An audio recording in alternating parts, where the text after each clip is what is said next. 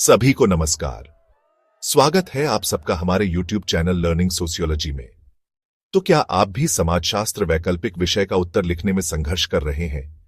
यदि हां, तो चिंता न करें, आप अकेले नहीं हैं। उत्तर लिखना यूपीएससी में सफलता पाने का सबसे महत्वपूर्ण हिस्सा है। और आज के वीडियो में मैं आपको बताऊंगा कि उच्च स्कोरिंग उत्तरों की संरचना कैसे करें। परिचय से लेकर आरेखों तक और उदाहरणों से लेकर निष्कर्षों तक मैं वह सब कुछ कवर करूंगा जो आपको जानना चाहिए। तो चलिए शुरू करते हैं। अपने उत्तर की शुरुआत एक मजबूत परिचय से करें। यह एक परिभाषा, एक प्रासंगिक उद्धरण या एक वर्तमान उदाहरण हो सकता है। उदाहरण के लिए, यदि प्रश्न नौकरशाही पर है, तो आप मैक्स वेबर की परिभाषा से शुरू कर सकते हैं, जो तर्कसंगत कानूनी प्राधिकरण है।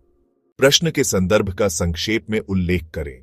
प्रश्न की मांग के आधार पर मुख्य भाग 2 से 3 खंडों के साथ अच्छी तरह से संरचित होना चाहिए। इसे पाठक के अनुकूल बनाने के लिए उपशीर्षकों का उपयोग करें। सबसे पहले विचारकों और उनके सिद्धांतों का संदर्भ लें। उसके बाद उदाहरण और केस स्टडीज लिखें, जैसे भारतीय समाज से उदाहरण शामिल करें।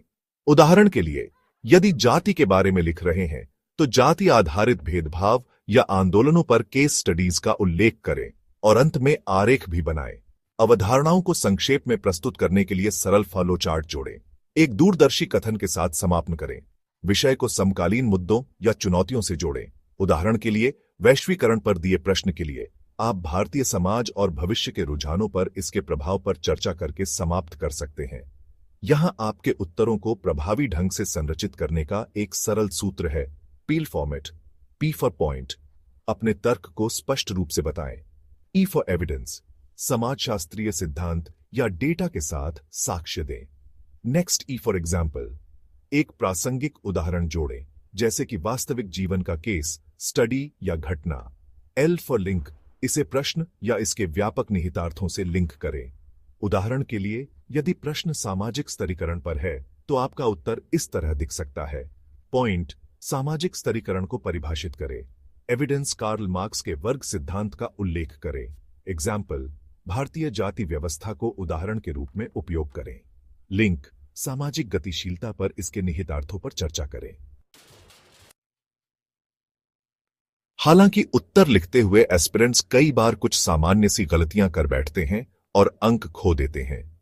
जैसे वास्तविक दुनिया के उदाहरणों को लागू किए बिना बहुत अधिक सिद्धांत लिखना, विश्लेषण करें या आलोचनात्मक रूप से मूल्यांकन करें, जैसे पाठ्यक्रम कीवर्ड को अनदेखा करना, खराब समय प्रबंधन, एक उत्तर पर बहुत अधिक समय व्यतीत करना, आरेखों या केस स्टडी का अभ्यास न करना।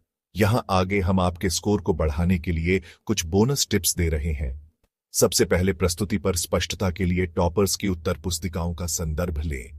इसके अतिरिक्त अपने उत्तरों को अधिक प्रासंगिक बनाने के लिए समसामयिक घटनाओं का उपयोग करें।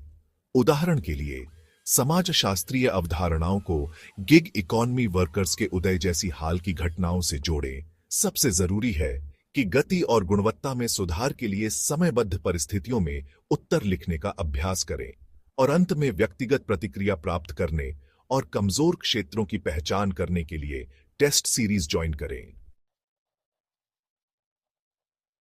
तो इस तरह आप समाजशास्त्र वैकल्पिक विषय के लिए उच्च स्कोरिंग उत्तर लिख सकते हैं।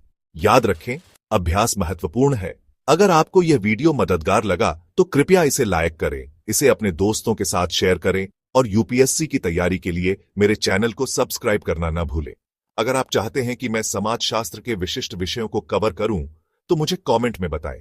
शुभकामनाएं, अभ्यास करते रहे। धन्यवाद। जय हिंद।